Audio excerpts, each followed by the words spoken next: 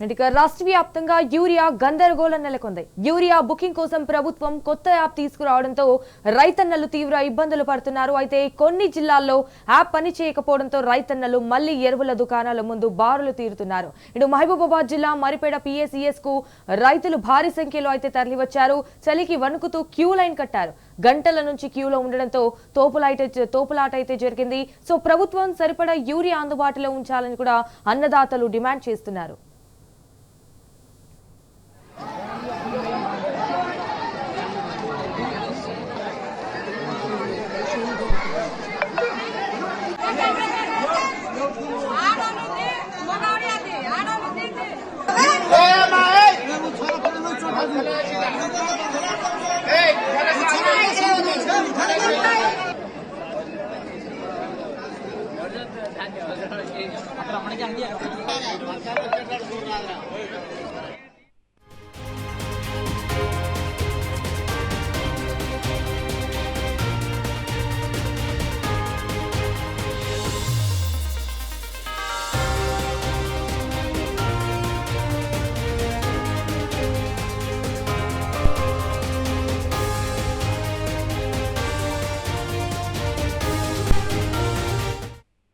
ఇదే విషయానికి సంబంధించి మరిన్ని డీటెయిల్స్ మా ప్రతినిధి రవికాంత్ అయితే ఫోన్ ద్వారా అందిస్తారు. రైట్ రవికాంత్, చెప్పండి. ఇటు రాష్ట్ర వ్యాప్తంగా కూడా అయితే యూరియా గందరగోళం నెలకొంది. సో దీనికి సంబంధించిన అప్డేట్స్ ఏంటి? ఇప్పుడు రైతుల పరిస్థితి ఏ విధంగా ఉంది అక్కడ?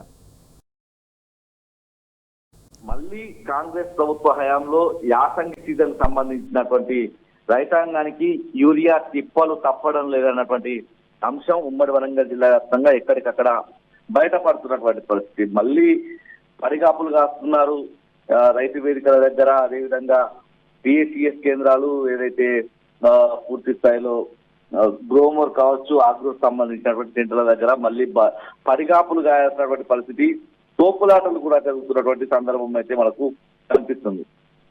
తెల్లవారుజామునే చలిని కూడా లెక్క చేయకుండా బారులు తీరి రైతులు ఎక్కడికక్కడ యూరియా కోసం తిప్పలు పడాల్సినటువంటి పరిస్థితి కనిపిస్తా ఉంది. ఒకవైపు వాన ఏదైతే యాసంగికి సంబంధించినటువంటి పంటకు నీళ్ల కోసం రైతులు ఒకవైపు తిప్పలు పడేటువంటి పరిస్థితి. ఎందుకంటే యాసంగి అంటే ఎండాకాలం కూడా పంట కొనసాగుతుంది కాబట్టి ఏప్రిల్ నెల భారీ ఎండలు కొడతాయి కాబట్టి పూర్తి స్థాయిలో జిల్లాలు అడుగంటికి పోయేటువంటి ప్రమాదం ఉంటుంది కాబట్టి ఆ నీళ్లకు సంబంధించి ఇప్పుడే రైతులు అధికారులను అడుగుతున్నటువంటి పరిస్థితి. మాకు నీళ్లు వదులుతామంటేనే మేము వ్యవసాయం కొనసాగిస్తామని చెప్తున్నటువంటి పరిస్థితుల్లో ఎక్కడికక్కడ ఆయకట్టుకు సంబంధించి ఇటు పాకాల కావచ్చు, ఇతర చెరువులకు సంబంధించినటువంటి ఆయకట్టు రైతులకు మీకు నీళ్లు అందిస్తామని అధికారులు కూడా ఇప్పుడిప్పుడే చెప్తున్నటువంటి పరిస్థితి మనకు కనిపిస్తా ఉంది. ఈ క్రమంలోనే వ్యవసాయం ఊపందుకునేటువంటి దశలో యూరియా కోసం మరొకసారి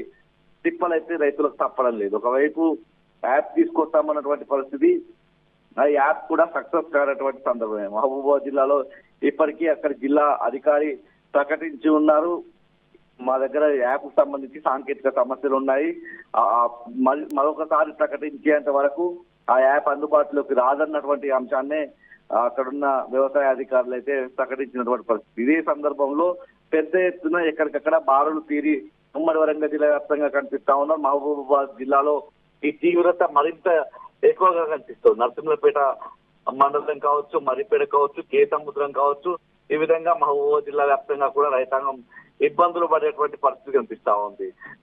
నిన్న ఇవాళ కూడా నరసింహపేటలో ఉన్నటువంటి పిఎస్ఈఎస్ కార్యాలయం దగ్గర రైతులు బారులు తీరి కనిపించారు. మరోవైపు కే సముద్రం మండలం పెనుగోడలో కూడా ఇదే పరిస్థితి కనిపించింది. మరిపేటలో కూడా పెద్ద సంఖ్యలో రైతులు క్యూ లైన్లో నిల్చుని యూరియా కోసం ఇబ్బందులు పడ్డటువంటి పరిస్థితి కనిపిస్తా ఉంది. మరోవైపు ఇటు వరంగల్ జిల్లా మనం చూసినట్టయితే నర్సంపేట కావచ్చు, చిన్నారావుపేట కావచ్చు, ఇటు సంఘం వైపు కూడా రైతులు ఇబ్బందులు పడుతున్నటువంటి పరిస్థితి మనం చూస్తా ఉన్నాం. హన్మకొండ జిల్లాలో కూడా ధర్మసాగర్, కమలాపూర్ ఇలాంటి మండలాలకు సంబంధించి కూడా రైతులు బారులు తీరి కనిపిస్తున్నారు.